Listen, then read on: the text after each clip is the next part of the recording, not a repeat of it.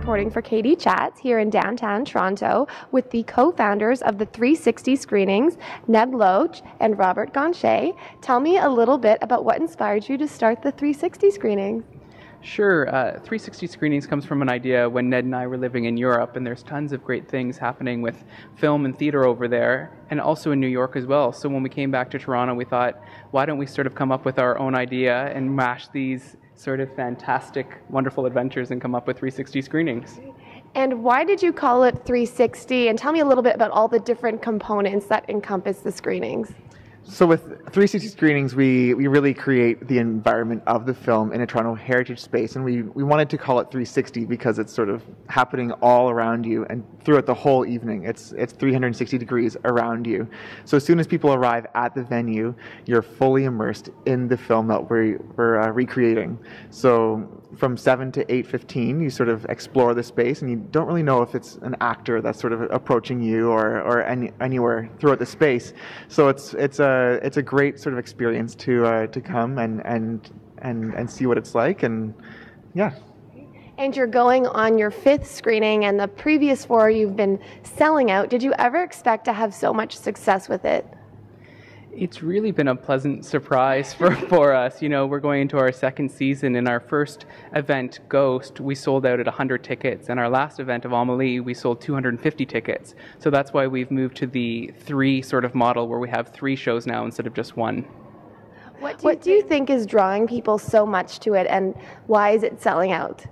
Because we keep the film and the location secret, it's all a big mystery. The whole evening is shrouded in mystery, so no one knows what movie they're going to be seeing, and we only disclose the location 24 hours in advance. So there's a huge mystery element, and people love to try and figure out what it is that we're doing, and we send out a lot of hints and clues on our social media and also through our email.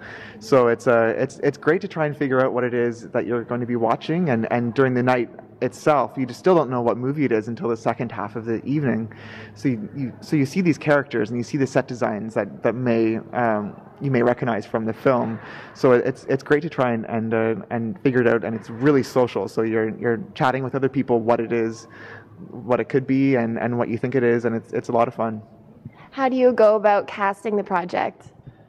We work with 20 actors from across the city, and what we've tried to do is come up with a little company. So a lot of our actors return from event to event because it's a really specific skill set, you know, improv, being able to work with not only actors but other audience members. So we work with emerging actors from all the great theater schools, including Sheridan College and Ryerson, all the way up to sort of veteran performers. And what can you tell me about this coming screening? What tidbits can you give out? We're kind of playing with the idea of sanity and how far you're willing to go to free your mind. And what are your goals for the 360 screenings in the future? We have a major sort of 5-year plan that we're working towards, and right now we're doing films that we can sort of contain within fantastic Toronto historic venues, but we want to do things that really push the boundaries. Like, what about a huge baseball field? Or what happens if we tried to do Jaws? You know, will people come and sit in dinghies? You know, so we really want to push the boundaries eventually. And we're looking to expand as well to certain other entertainment markets throughout Canada. So Vancouver, Montreal, we're starting to make those conversations. And tell me a little bit about the importance of theater in terms of getting a community together and about sharing stories as well. We think that's really important.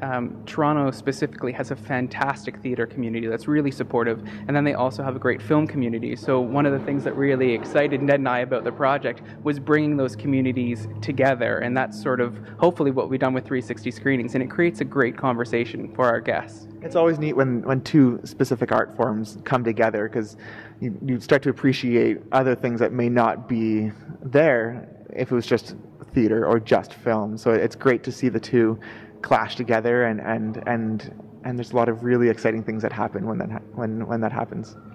And can you elaborate a little bit more on what makes Toronto such a great launching pad for the 360 screenings?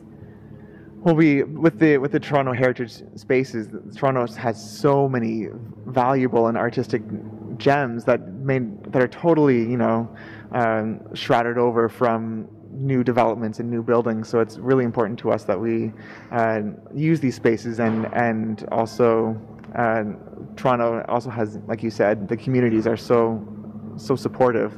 So it's a great place to start it up and try it out. And so far it's been really, really fantastic. Tell me a little bit more about the various films that you've had in the past.